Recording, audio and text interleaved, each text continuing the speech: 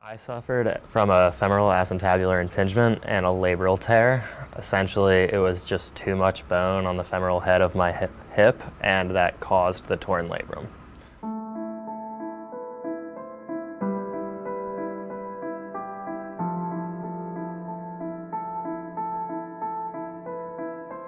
This happened to both of my hips at separate occasions, but it's hard to actually say when it started. It's just we know when it was noticed.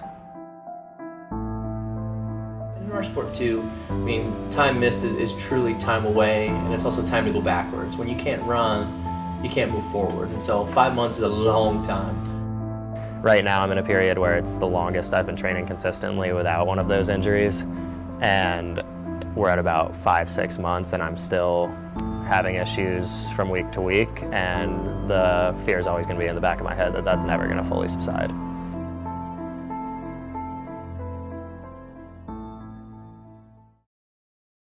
So the problem with the first surgery was it actually went undiagnosed for 3 years. I ran perfectly fine my freshman year of high school, and then from there on out I was never quite healthy or the same, and looking back on that, we think it's due to the torn labrum. How long did that put you up for? So how long did you run your first time and second time? I shut things down completely for a month, came back, it immediately started hurting again, got the MRI, then got surgery.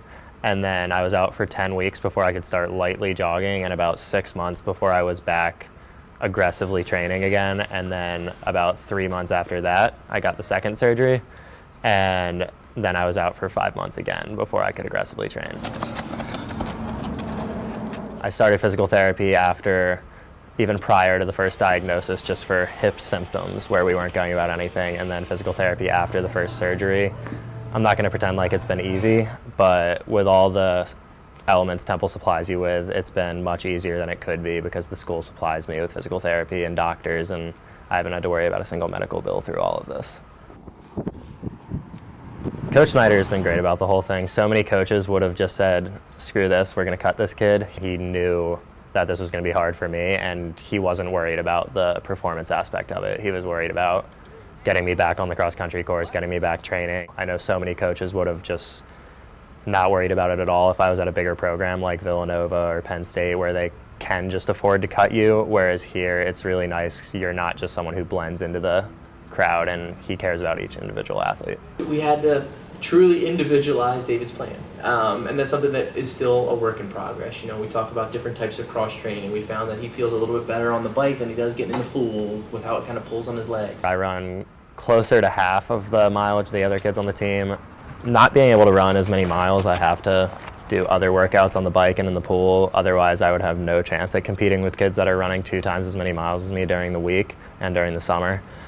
So he has me on the bike about 3-4 times a week, and in the pool once or twice a week while the other kids are out running.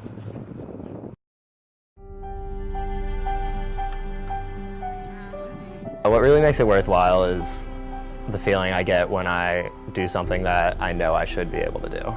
It's almost like a weight lifted off my shoulders, but instead of my shoulder, it's my hip.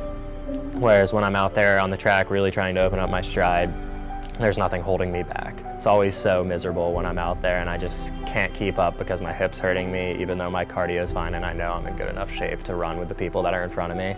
And on the days where I can go out there and even beat those people and race with no hip pain, it just makes it so much more satisfying, because when something you know you can do is taken away from you, when you can finally do it again, it makes it even more satisfying.